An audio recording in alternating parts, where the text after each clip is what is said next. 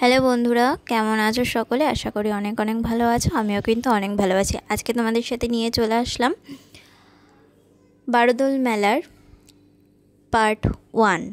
তো দেখতেই পাচ্ছ, প্রথম 3 দিনে আমরা গেছিলাম, যেদিন একদম রাজবাড়ির ভেতরে অনেক জায়গা থেকে ভগবান আসে। ভগবান সেখানে 3 দিন ধরে পূজিত হয়। তো সেই সমস্ত কিছু আমরা তোমাদের সাথে তুলে ধরার চেষ্টা করেছি, শেয়ার করেছি। দেখো একবার ভিড়টা দেখো, জাস্ট এটা লাস্ট দিন। মেলাটা এরপরেও থাকবে 1 মাস, কিন্তু 3 দিনেই সেই ভগবানের দর্শন এবং রাজবাড়িতে ঢোকার সুযোগ তোমরা পেয়ে যাবে। তো প্রথম 3 দিন আমি তো প্রথমবার গেলাম, প্রথমবার ভগবানের দর্শন করলাম এভাবে, মানে এতগুলো ভগবান একসাথে সমস্ত রূপে রাধাকৃষ্ণকে রাখা হয়েছে, গোপাল, কৃষক রূপে, বালক রূপে, মানে অনেক অনেক রূপে তাদেরকে এখানে পুজো করা হয়েছে। অনেক ভক্তরা গেছিলেন, কত ভক্তদের তোমরা দেখতেই পাচ্ছ।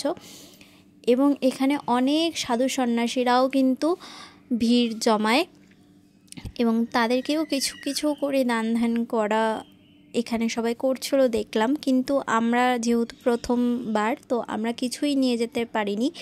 এখানে ভগবানকে সবাই আবির দিচ্ছিল, তো আমরা সেটাও নিয়ে যেতে পারিনি, কারণ আমরা কিছু জানতামই না। আমরা প্রথমবার এটা দেখব বলেই আমরা গেছিলাম, কিন্তু জানতাম না যে এর ভেতরে এত কিছু রয়েছে। তো আশা করি পরের বারও আমরা যাব। পরের বার এই সমস্ত কিছু আমরা এবার যেটা দেখলাম, যেটা আমরা এবছর করতে পারিনি, পরের বছর আশা করি করব, যেন ভগবান পরের বছরও আমাদেরকে এইভাবেই টানে, যেন আমরা পরের বছরও যেতে পারি, সেই আশাই রাখছি। তো আমার তো গিয়ে একদম খুব শান্তি লেগেছে, প্রচণ্ড ভালো লেগেছে। এত ভিড়ের মধ্যেও ভগবানকে এত সুন্দরভাবে দর্শন করায়, ভেতরে এত ভালো প্রসাদের ব্যবস্থা ছিল। এখানে এত মানুষজন, প্রত্যেকে কিন্তু প্রসাদ পেয়েছে। তো এত সুন্দর রাজবাড়ির যে ব্যবস্থা, সেটাকে একদম মানে প্রশংসনীয় যেটাকে বলে। তো তোমরাও আমার সাথে সাথে দর্শন করো ভগবানকে, এবং ভক্তদের দেখতেই পাচ্ছ আমরা কিন্তু ভিড় ঠেলে ঠেলে একটু একটু করে এক এক ধাপ এগিয়ে যাচ্ছি ভগবানকে দর্শন করতে করতে। সবাই এই ব্লগটা দেখো, আর কেমন লাগলো অবশ্যই জানিও, আর একবার কিন্তু অবশ্যই বলবে রাধে রাধে। তো এর পরের ব্লগে আসবে মেলাটা। তো এরপরে কিন্তু আমরা যে মেলাটা ঘুরেছিলাম সেই মেলার ব্লগটাও আসবে। এটা যেহেতু অনেকটা বড় হয়ে যাবে, তার জন্য আমি এটার সাথে জুড়িনি, এমনিই এটা অনেকটা বড় হয়ে গেছে। আর এটা অনেক দিনকার আগের, অনেক দিন বলতে অনেক দিন নেই, প্রায় তো প্রায় 10-15 দিন আগের এটা। এতদিন দেব তোমাদের সাথে শেয়ার করব করে, আর ভিডিওটা এডিট করে ওঠা হয়নি। আজকে ফাইনালি এডিট করতে পেরেছি, আর সময় পেয়ে এডিট করেই তোমাদের সাথে শেয়ার করলাম। অবশ্যই কিন্তু জানিও ব্লগটা তোমাদের কেমন লাগলো। দেখতে পাচ্ছ কতটা ভিড়, আর এই ভিড়ের মধ্যেও কিন্তু কারোর কোনো রকম কোনো সমস্যা হয়নি, কেউ কোনো রকম কোনো সমস্যায় পড়েনি, কারণ সেখানের যে ব্যবস্থা, সেই ব্যবস্থা কিন্তু প্রচণ্ড ভালো ছিল। সেখানে তোমরা প্রথমেই দেখেছো কত রাস্তা জুড়ে সবাই বসেছিল, সাধু সন্ন্যাসীরা, যারা অনেক দূর দূরান্ত থেকে আশা করি এসেছেন।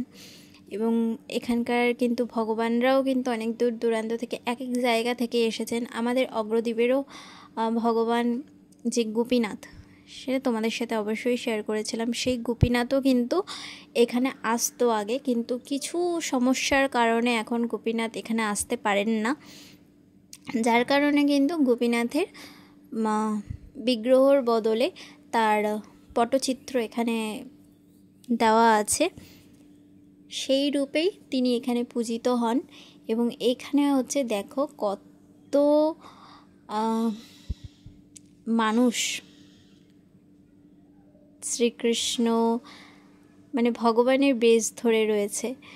তো তো বেশ ধরে কিন্তু সকলকে আশীর্বাদ করছে। তাদেরকে দেখেও মনে হচ্ছিল সত্যি তারাদের মধ্যেই ভগবান বিরাজিত।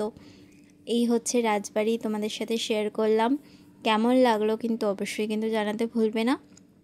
চলো এবার আমাদের দর্শন কমপ্লিট, এবার আমরা আস্তে আস্তে বাহির পথে দিকে যাব, বাইরে বেরোবো। তো দেখতে পাচ্ছ, আরেকবার তোমাদের সাথে শেয়ার করে দিচ্ছি, ভিড়টা জাস্ট দেখো যে কতটা পরিমাণে ভিড়। মানে রাজবাড়ি এতটা বড় তবুও কিন্তু প্রচণ্ড ভিড়। এবার আমরা চলে আসলাম হলো আর রাজবাড়ির ভেতরে যে নার্সারি আছে সেই নার্সারির ভেতরে। দেখেছো কি সুন্দর সুন্দর গাছ, আমার কিন্তু অনেক সুন্দর লেগেছে। তোমাদের কেমন লাগলো অবশ্যই জানিও এই গাছগুলো। তো চলো আজকের মতন এটুকুই। পরবর্তীতে কিন্তু আমি তোমাদের সাথে শেয়ার করব রাজবাড়ির যে বারোদোল মেলা, সবার পরিচিত যে বারোদোল মেলা, সেই মেলাটাই তোমাদের সাথে পরের ব্লগে অবশ্যই শেয়ার করব। তো চলো আজকের মতো এইটুকুই, টাটা। সবাই ভালো থেকো, সুস্থ থেকো। আশা করি ভিডিওটা তোমাদের ভালো লেগেছে, পাশে থেকো।